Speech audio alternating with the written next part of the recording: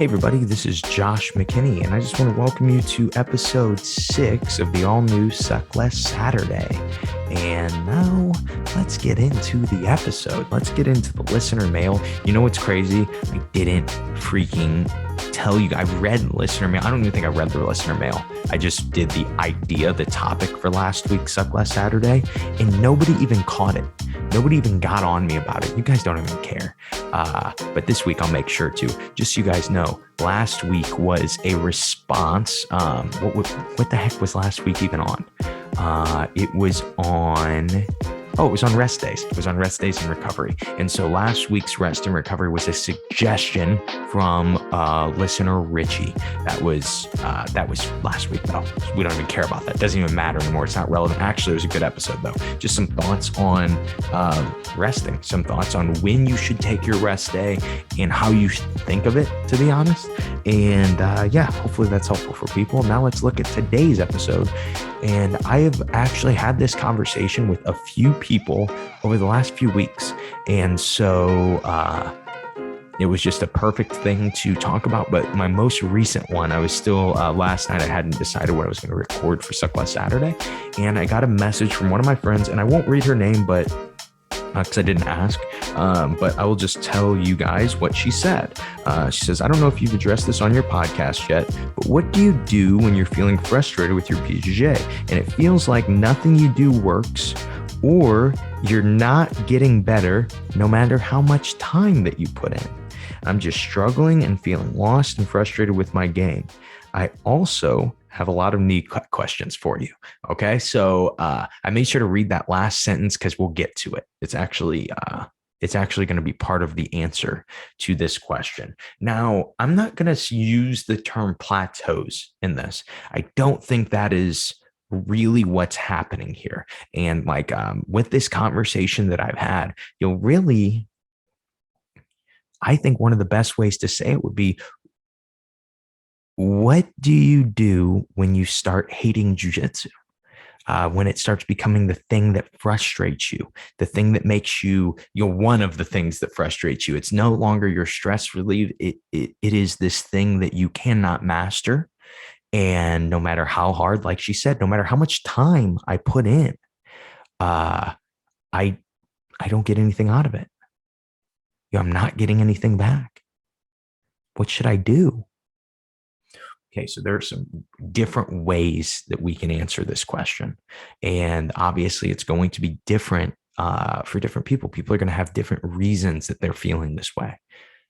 But I think that the answer is about the same for everybody, which sounds weird, and we'll get to that. So I think it's just easiest to look at some of the reasons that people run into these frustrations, why I think this specific girl is, and some thoughts on how we can get out of it. So first off, let's make sure, if you guys are feeling in this, honestly, I am no longer in love with jiu-jitsu mindset. I'm not getting better. What do I do? That panic.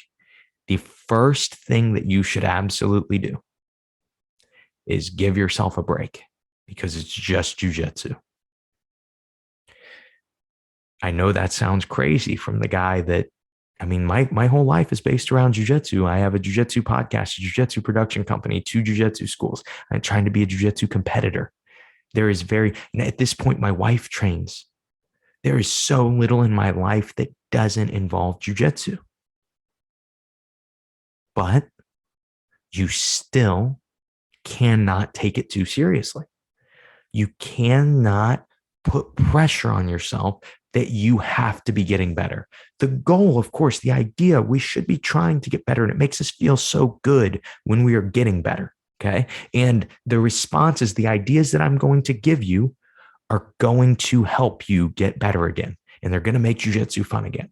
But until you learn to not take it too seriously, you will fall into the same mindset, and you will need something new, and you'll need something new.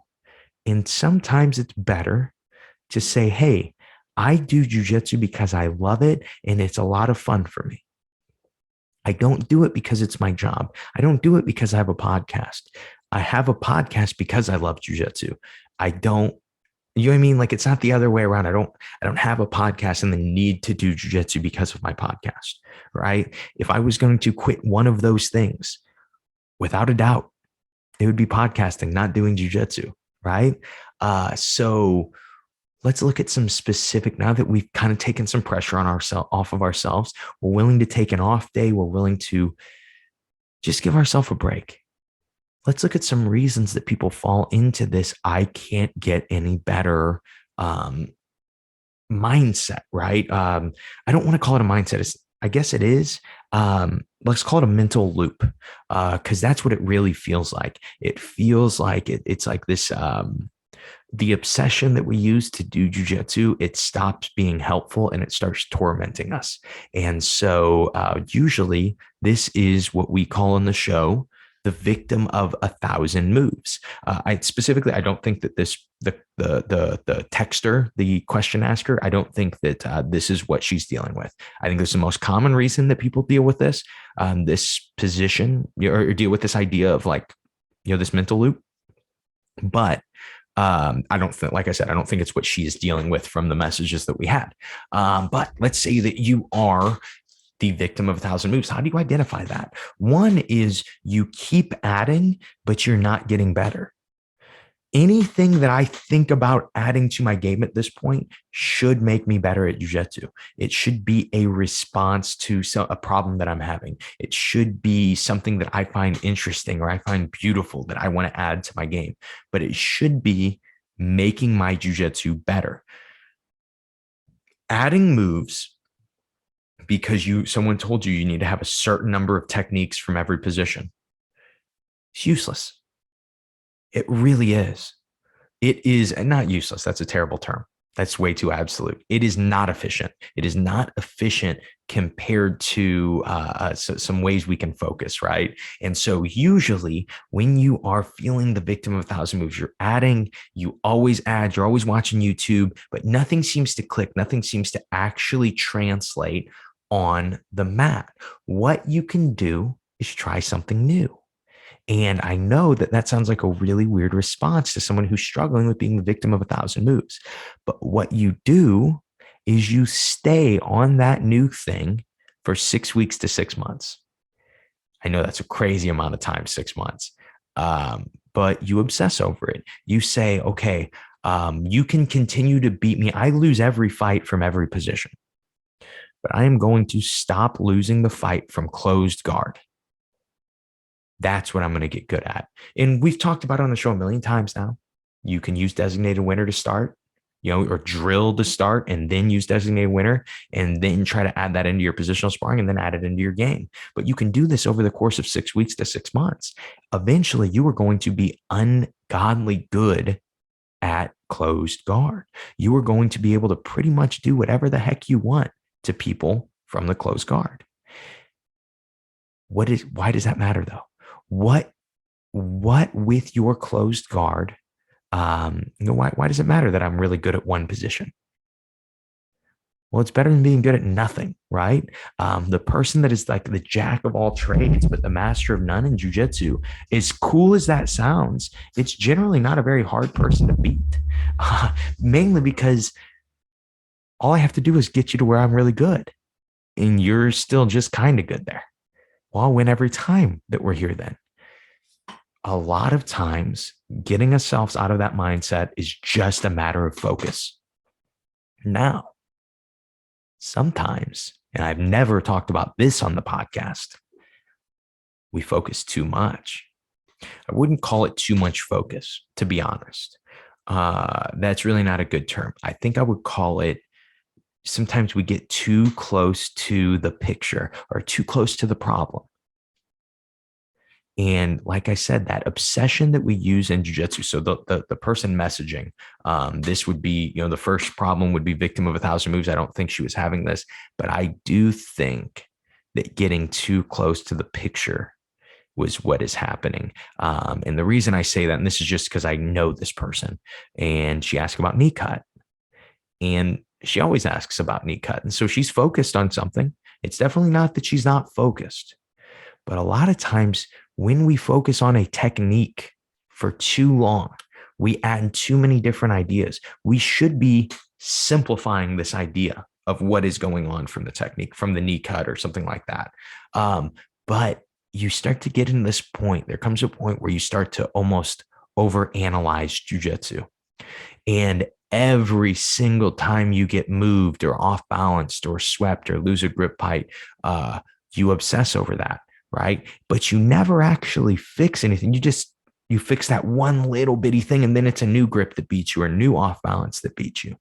So my thought for this, and let's say specifically, let's say you are struggling with the knee cut. This is the place you, or Kimura or whatever, you're struggling with a specific position and you're going, it's just not working. It's not working out for me. What I want you to do is go from that position. Let's say it's a knee cut. The goal of a knee cut is to pass the guard, right? That is what we are trying to accomplish.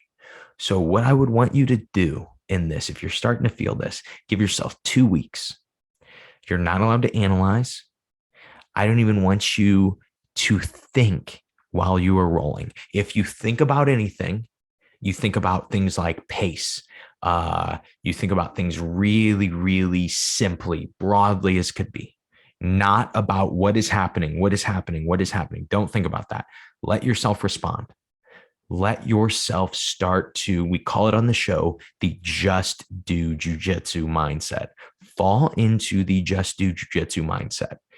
For the first few days, don't even pay attention to what offense you are hitting. Just hit offense when it's there. If not, hit defense and just play jujitsu and have fun with jujitsu. Put zero pressure on yourself. Just roll and give yourself 2 weeks. Okay. Don't do this forever.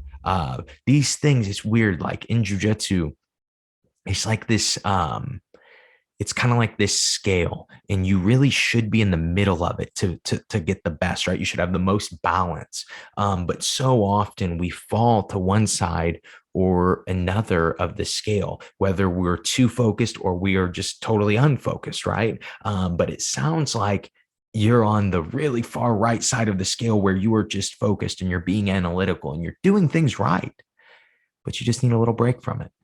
You need to balance out, because once you balance out, once you just start having fun again, then your knee cut questions, one, a lot of them are just going to disappear. You're going to, without thinking about it, figure out a way to deal with these things. A lot of times we want to think through everything in jiu-jitsu.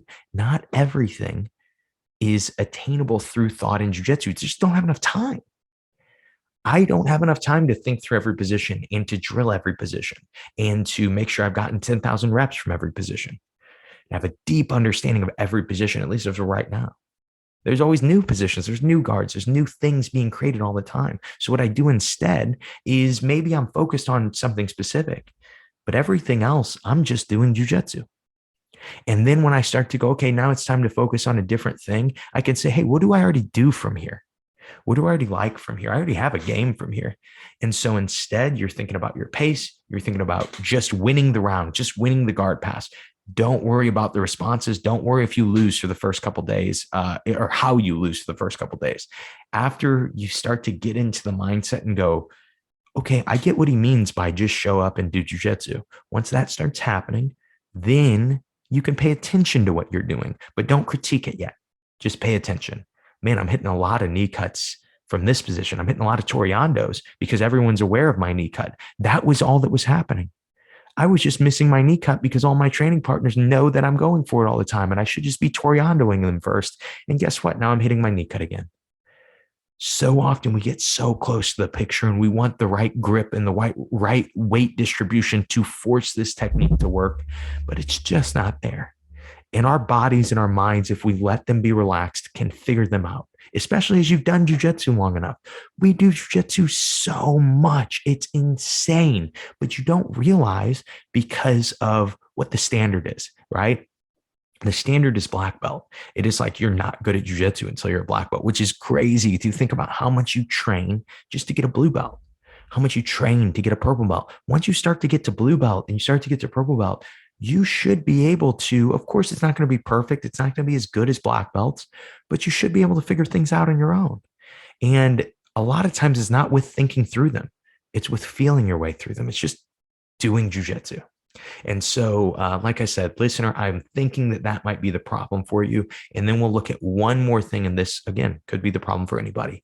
But the first thing is the victim of 1,000 moves. Second thing is that you are too close to the picture. The third reason that you may be in this I hate jiu-jitsu mental loop is that you are too offensive focused, too focused on offense is would have been a better way to say that. So what I mean by that is sometimes, especially, and this happens when you're better, probably more than when you're not. If you're not as good if you're not as good as most of your training partners, you having a ton of offense is going to really suck. It is going to really, because they're going to respond to it. They're going to beat you.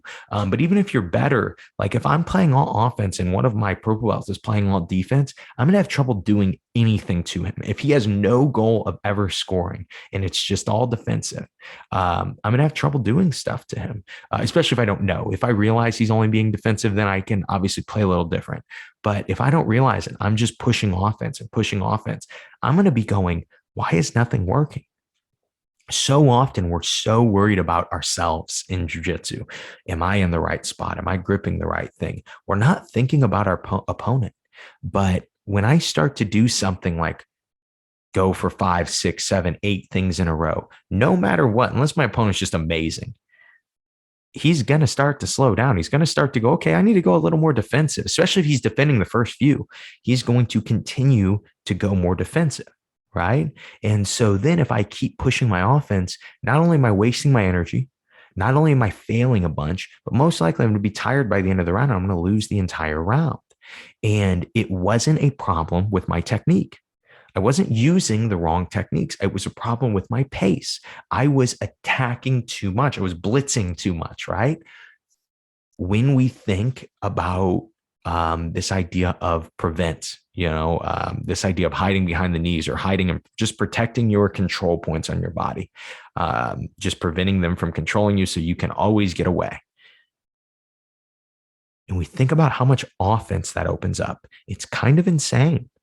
So many, when I play prevent, I hit so many cool submissions, mainly because people just want to force things. They want to go so hard on things, and then they fall into submissions. And then I just respond and try to finish, right?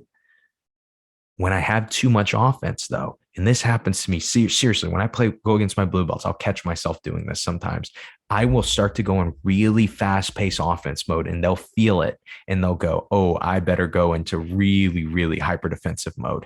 And then I'll start to waste energy. And now I've gotten better at catching myself, saying, hey, this is too much. I was wrong with a really tough adult competitor that came in a few months ago. And I had a few, I was prepped to go. I was ready to go mentally, and I was ready to go hard. I expected him to be doing the same, and he was. So as we're starting to go hard, I almost sweep, and I almost hit a guillotine off the sweep. And I felt my arm start to burn from the guillotine. I just started to squeeze out, it's kind of tight. And I just caught myself. And it was about 30 seconds of doing this. And I go, oh, wait, I'm in close guard. I have control of everything. I'm wasting energy. Shouldn't do this. And I let go of the choke. And then what I ended up doing is we talked about this a little bit on using the force and using timing. I ended up just using timing better and getting underneath the guy and sweeping with a much more controlled, much more effortless sweep. But it only came from me saying I need to limit the amount of offense I'm trying right now, because he was in a defensive cycle and he was so athletic in a defensive cycle. I go, I need this guy to start trying offense, and I need to be responding, and I need to be countering him, and I need to kind of be a little tighter, a little bit smoother, and a little bit more effortless. And I noticed as I did, he didn't respond the same way. He thought that we were fighting at that same pace the whole time, and ended up just wearing himself out. With a minute left, I was able to finish. And it was simply because controlled the pace better. I just understood that there is such thing as too much offense. And so often we get in this mental loop where we think the only way to fix this problem that we're having mentally is with more offense. But so often it is with defense. So often it is with better guard retention, better side control escapes, better mount escapes, something that simple. That is what you're looking for. Because if you have the confidence in those positions, then offense isn't a fear for you anymore. I'm not worried about missing a triangle because I can escape side control and I can defend myself from side control. So a lot of times, if you're struggling with this offensive mindset in jiu-jitsu that a lot of people do, where it's just there should always be another forward response. There isn't always another forward response. Sometimes it's better to move backwards. Sometimes it's better to move to the right or to the left. And that is, that's all I have for you guys today. I think that's where we'll end Suck Less Saturday today. I hope you guys have a great day. Hope you guys have a happy 4th of July. That should be fun. Hopefully no one gets injured shooting people with fireworks. Hopefully I don't injure anybody shooting people with fireworks. And we all have a safe, fun holiday. And I guess for my people that aren't American, I guess hopefully you guys have a happy 4th of July too, even if you don't celebrate it. To my friends that are English, I'm sorry that we had to do you like that on 4th of July. It didn't have to go that way, but we just don't like those taxes. I mean, now we do. We love them. Love paying like a ton. Okay, you know what? I'm not going to get started on taxes. It's 4th of July. Let's be excited. Let's enjoy our patriotism. Everybody, I hope you guys have a great rest of your day. And I hope that this episode helps you guys suck just a little bit less at jiu-jitsu. Have a great day, guys.